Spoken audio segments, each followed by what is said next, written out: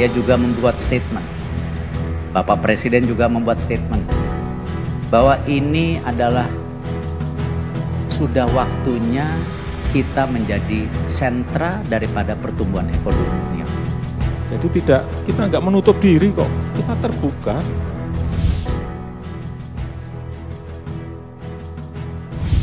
Tegas, Jokowi tolak perjanjian asing yang ingin keruk hasil tambang RI.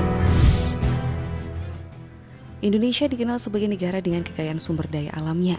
Saking kayanya, dalam gelaran G20 di Glasgow lalu, Indonesia dipaksa untuk menandatangani perjanjian supply chain oleh negara lain.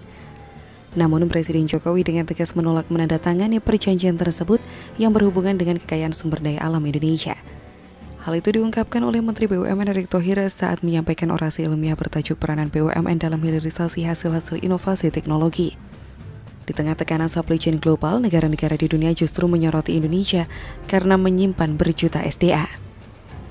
Masalah ini yang membuat negara-negara asing menekan Indonesia untuk melepas sumber daya yang dimiliki. Malangnya permintaan itu ditolak tegas oleh Presiden Jokowi. Saya juga membuat statement, Bapak Presiden juga membuat statement, bahwa ini adalah sudah waktunya kita menjadi sentra daripada pertumbuhan ekonomi dunia. Ekonomi dunia menjadi bagian pertumbuhan kita, bukan dibalik. Kita hanya dijadikan sapi perah saja. Erick sebelumnya sudah mengungkapkan hal tersebut, yang mana Indonesia mendapat tekanan harus mengirim sebanyak-banyaknya hasil tambang ke negara lain. Padahal saat ini pemerintah berupaya untuk memaksimalkan potensi sumber daya alam untuk digunakan sumber daya alam yang dimiliki demi mendongkrak perekonomian nasional. Erick memberikan gambaran dengan mengatakan, jadi apa bedanya waktu zaman dulu VOC datang ke sini mencari pala dan rempah. Hari ini juga sama, sumber daya alam kita harus dibuka. Tentu kita tidak sepakat dan tidak mau sumber daya alam kita untuk bangsa lain. Apabila supply chain global dilakukan, pemerintah memandang ekspor bahan baku pertambangan hanya akan menguntungkan dan menumbuhkan ekonomi negara lain. Erick mengatakan BUMN merupakan sepertiga dari ekonomi di Indonesia. Oleh sebab itu, pihaknya berupaya melakukan intervensi dan penyeimbang dari berbagai sektor. Pihaknya menambahkan Indonesia bukanlah negara yang anti asing, namun langkah ini dinilai wajar karena penggunaan sumber daya alam demi memajukan negara. Erick mengungkapkan saat ini sudah waktunya Indonesia menjadi sentra pertumbuhan ekonomi dunia berdasarkan roadmap atau blueprint yang Indonesia punya, bukan negara lain. Dia juga memaparkan kebijakan Presiden Jokowi terkait pelarangan ekspor nikel adalah langkah yang tepat, apalagi dengan kebijakan pemrosesan hasil tambang misalnya, sampai menjadi baterai listrik.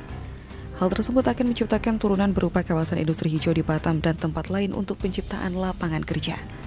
Seperti yang diungkapkan oleh Presiden Jokowi beberapa waktu lalu terkait gugatan WTO atas larangan ekspor biji nikel, bahwa Indonesia terbuka atas kerjasama dengan siapapun, asalkan bawa pabrik serta teknologinya ke Indonesia, serta dikerjakan di Indonesia minimal sebagai jangan bahan berpikir setengah Indonesia jadi. akan kirim bahan mentah.